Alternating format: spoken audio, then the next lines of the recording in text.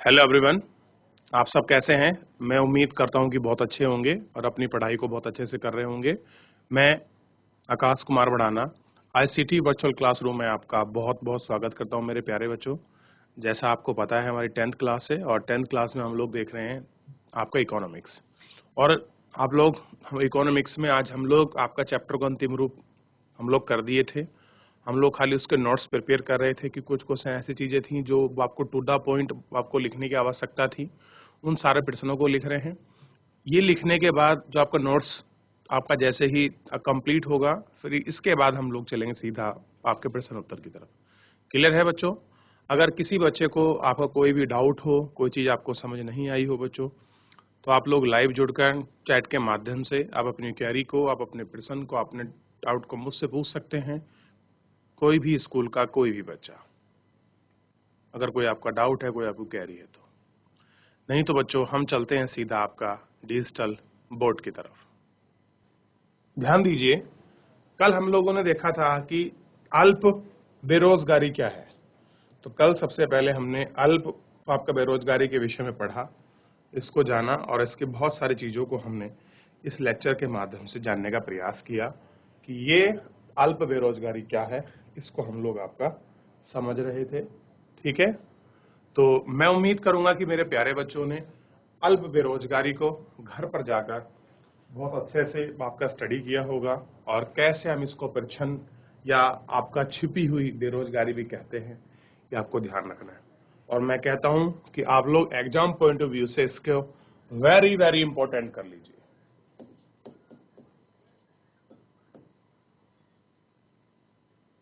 Clear है बच्चों? तो इसको वेरी इंपॉर्टेंट कर लीजिए, क्योंकि ऐसे प्रश्न जो है अधिकतर आपकी परीक्षाओं में क्या है आपके बनते हैं और जो बहुत ही आपके महत्वपूर्ण है। आपको ऐसे प्रश्नों को ध्यान देने की क्या है आवश्यकता है। ये देखा।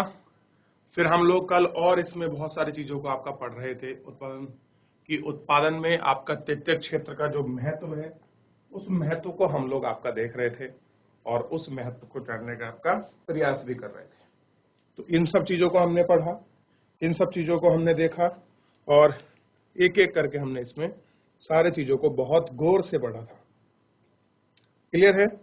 तो आज इसमें थोड़ा सा हम लोग आगे बढ़ेंगे और आगे बढ़ते हुए हम चीजों को देखेंगे। अब हम इसमें देखेंगे राष्ट्रीय ग्रामीण रोजगार गारंटी अधिनियम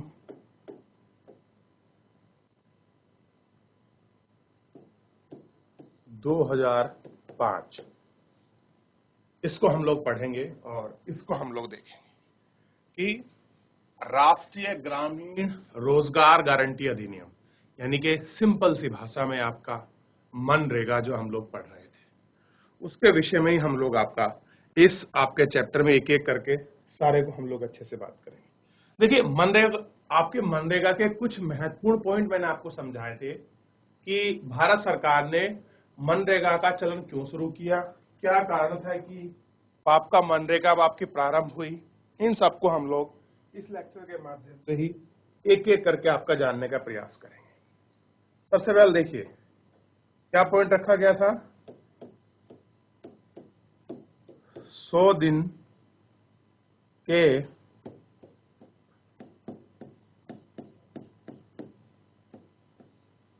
रोजगार की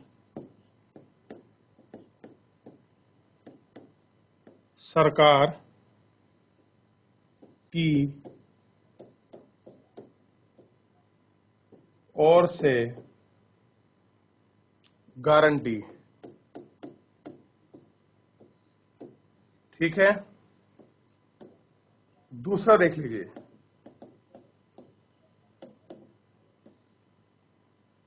सरकार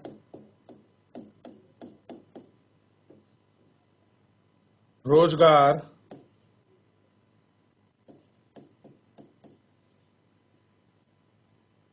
उपलब्ध कराने में असफल रहती है। क्या है? असफल रहती है। तो वह लोगों को बेरोजगारी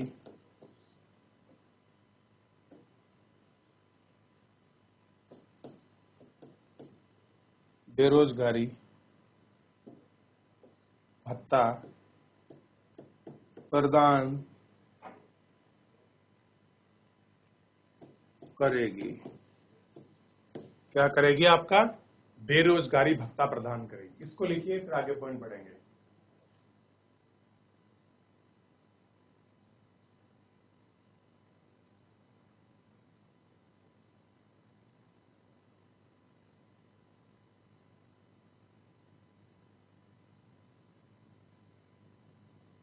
लिख लिया बच्चों? ये क्या कर रही है? राष्ट्रीय ग्रामीण रोजगार गारंटी अधिनियम 2005 के तहत ये सरकार का लोगों के साथ म्यूचुअल कॉन्ट्रैक्ट है। ऐसे समझ लीजिए कि या तो सरकार की ओर से उनको 100 दिन का रोजगार की गारंटी मिलेगी, और अगर गारंटी नहीं मिलती है तो क्या होगा मेरे प्यारे बच्चों? उनको आपका सरकार क्या देगी? बेरोजगारी भत्ता देगी। कर लिया? आगे बढ़िए। अगला है इसमें संगठित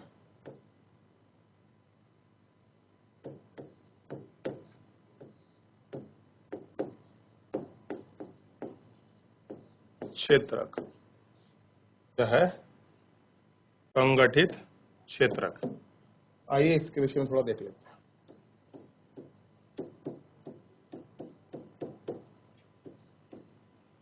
रोजगार की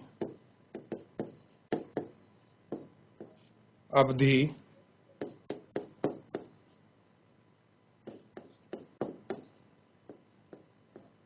नियमित होती है। क्या होता है? रोजगार की अवधि नियमित होती है। सरकार द्वारा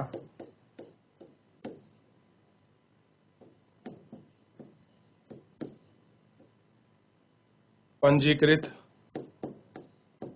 होते हैं। कौन?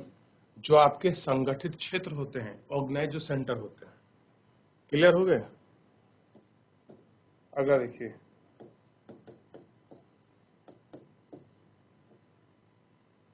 सरकारी नियमों एवं विनियमों का अनुपालन होता है। कैसा होता है? अनुपालन होता है। इसकी कुछ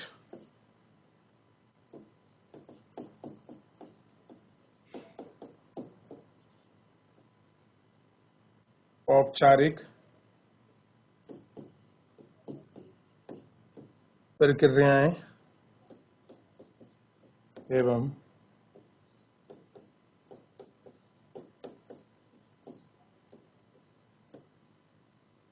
कार्यविधि। इसको लिखिए, फिर आगे बढ़ेंगे।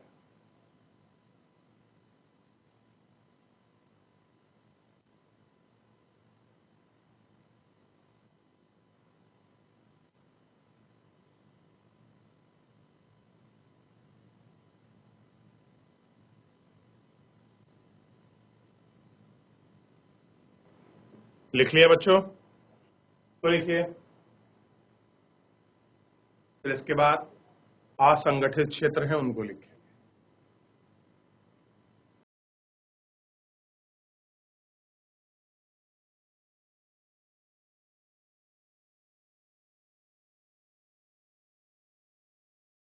कर रहे हैं ना बच्चों? हुआ कंप्लीट? चलिए आगे बढ़ेंगे।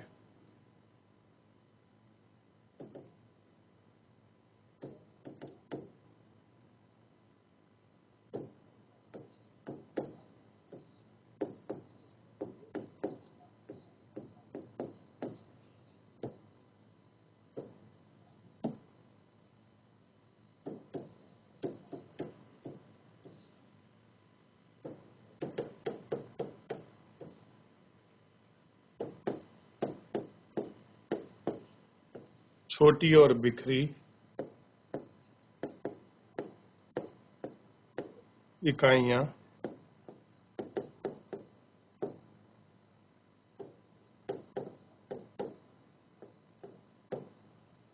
अधिकांश सरकारी नियंत्रण से बाहर रहती हैं। सरकारी से बाहर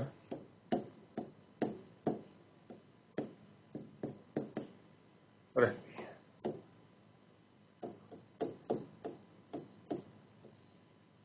नियम विनियम तो होते हैं, परंतु उनका अनुपालन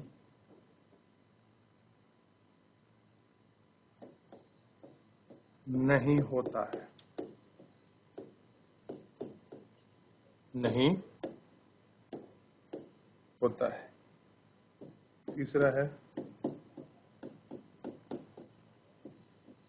रोजगार सुरक्षित नहीं होता है। इसको लिख लीजिए।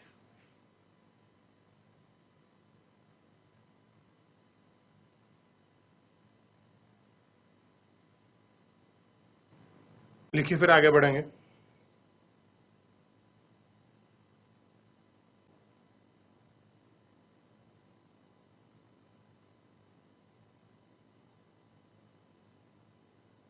करिए फटाफट, जल्दी जल्दी करें सभी बच्चे। बच्चों लास्ट मिनट है, आप लोग कॉपी कर लीजिए, फिर मैं सीधे आपके प्रश्न उत्तर की तरफ चलूंगा। जो आपके महत्वपूर्ण प्रश्न उत्तर हैं उनको मैं एक एक करके बहुत अच्छे से देखूंगा और बहुत अच्छे से आपकी बात करूंगा। क्लियर है? ये आपको ध्यान रखना है। हो गया?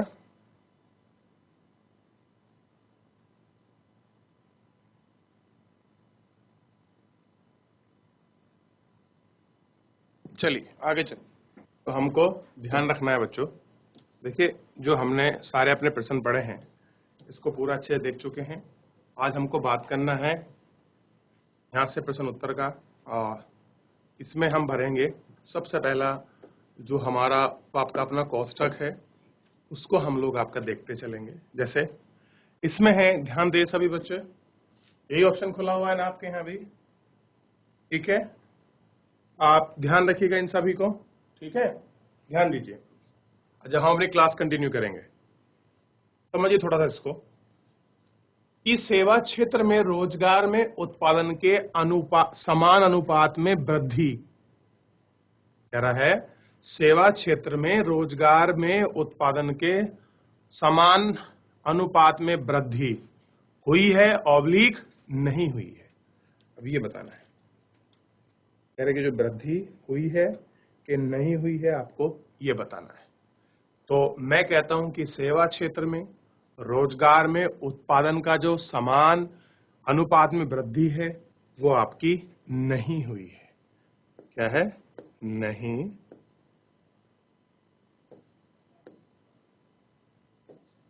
हुई है।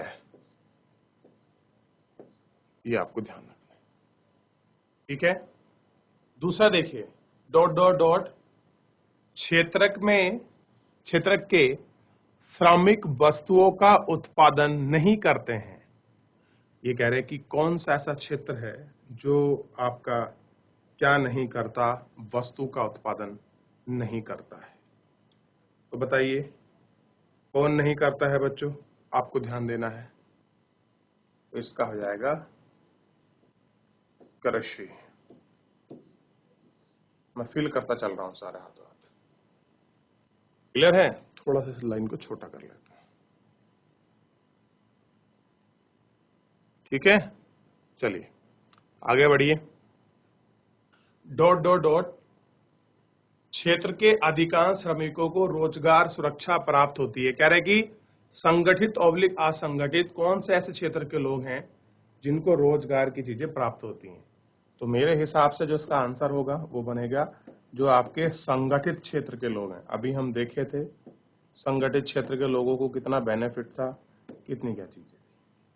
अगला है भारत में डॉट डॉट अनुपात में श्रमिक असंगठित क्षेत्र में काम कर रहे हैं। तो कैसे लेवल पर? तो एक बहुत बड़े लेवल पर क्या कर रहे हैं, असंगठित लोग इसमें आपका काम कर रहे हैं। अनऑर्गेनाइज जो आपके सेक्टर हैं उनमें। कपास डॉट डॉट उत्पादक है और कपड़ा एक उत्पाद है। तो भाई बड़ा आसान क्वेश्चन है ये। तो ये है आपका प्राकृतिक। कैसा है कपास आपका? प्राकृतिक। ठीक है, ये आपको ध्यान देना है। और कपड़ा क्या हो गया? विनिर्मित, आपका निर्माण किया गया है इसको।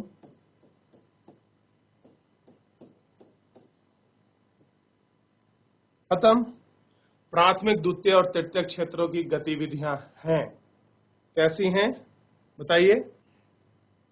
स्वतंत्र हैं या ऑब्लिक आपका परस्पर निर्भर करती हैं। तो प्राथमिक द्वितीय और तृतीय क्षेत्र की गतिविधियां परस्पर निर्भर करती हैं, यानी कि एक दूसरे पर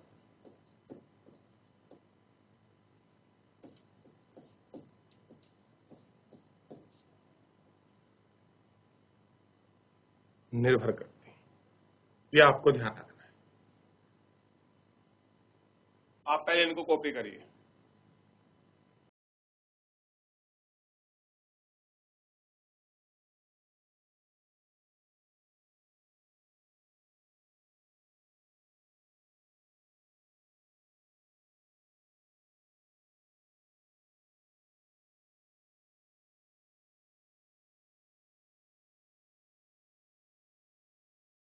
देख लिया आप लोगों ने? आप लोग कॉपी कर सकते हैं, जो और बच्चे हैं। फिर आगे बढ़ेंगे।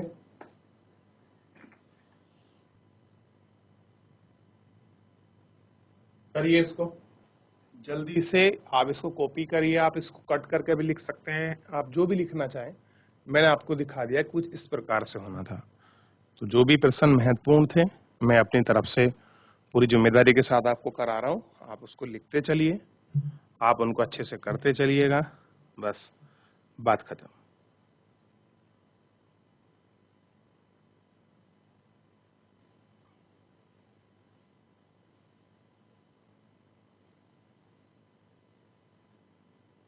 अगला प्रश्न देखिए, सार्वजनिक और निजी क्षेत्रक आधार पर विभाजित है। यानी कि आप कैसे डिवाइड करेंगे कि कौन सा आपका पब्लिक सेक्टर है, कौन सा आपका निजी सेक्टर है, उसको डिवाइड के तरीके क्या है बताइए मुझे।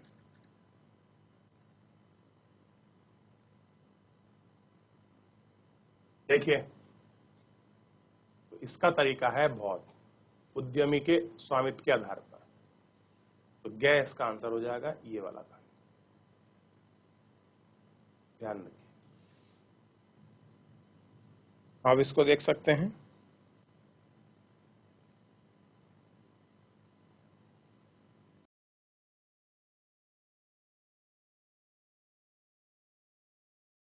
कर लिया बच्चों? आगे बढ़िए।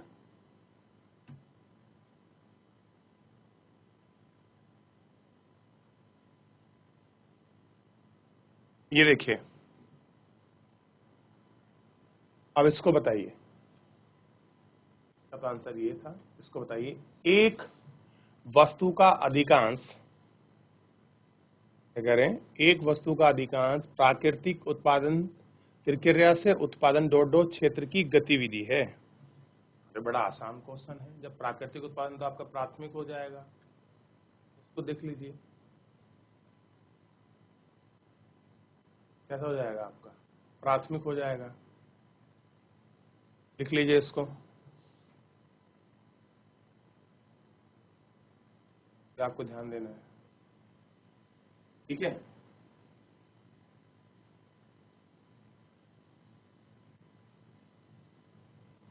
अब बच्चों अगला क्वेश्चन, ये दो भी करा देता हूं मैं आपको फटाफट, आप इनका आंसर कर लीजिए, ठीक है।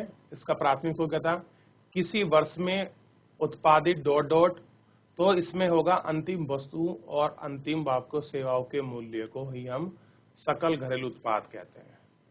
अगला देख लीजिए, इसी में आप लोग सकल घरेलू उत्पाद के 2013-14 के बीच में क्षेत्र की हिस्सेदारी क्या थी। तो बड़ा आसान था, ज्यादा बड़ी गैप नहीं है, 50 और 60 से थी, ये ध्यान रखिएगा, ठीक है। चलिए, तो आज के इस लेक्चर के अंतर्गत हम लोगों ने नोट्स को पूरा अच्छे से पढ़ लिया। हमने जो से खालिस्तान दिए गए थे उनको कंप्लीट कर लिया, और खालिस्तान के साथ साथ बच्चों हमने जो ऑप्शनल आपके प्रश्न थे उनको देख लिया। अब कुछ आपके डाटाबेस बचे हैं और कुछ आपके डिस्क्रिप्टिव जिनको हमको लिखना है, उन प्रश्नों को हम लोग नेक्स्ट लेक्चर में देखेंगे। आप इनका रिवीजन करिए, कोई भी डाउट बनता है तो आप मुझसे लाइव जुड़कर चैट के माध्यम से आप अपना प्रश्न बच्चों जरूर पूछिए। चलिए, आज के लिए इतना ही, मिलते हैं नेक्स्ट लेक्चर में। आपका मुझसे जुड़ने के लिए बहुत बहुत धन्यवाद।